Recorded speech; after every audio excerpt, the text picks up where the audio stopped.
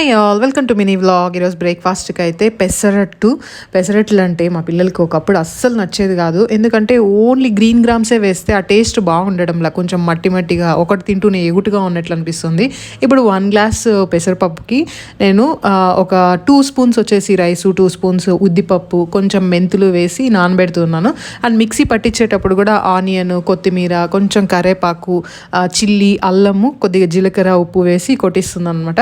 చాలా బాగుంది, చాలా క్రిస్పీగా కూడా ఉంటుంది. కొంచెం బటర్ వేస్తున్నాను. పిల్లలు నార్మల్గా రైస్తో చేసే దోశల కంటే ఈ పెసరపప్పుతో చేసే దోశల్ని ఇంకా ఎక్కువగా మంచిగా తింటున్నారు అనమాట. దీంట్లోకి కాంబినేషన్ వచ్చి టొమాటో కారం చేశాను. మంచిగా మా చిన్నబాబు ఒక 2, మా పెద్దబాబు ఒక 3 మంచిగా తినేస్తూ ఉన్నారు.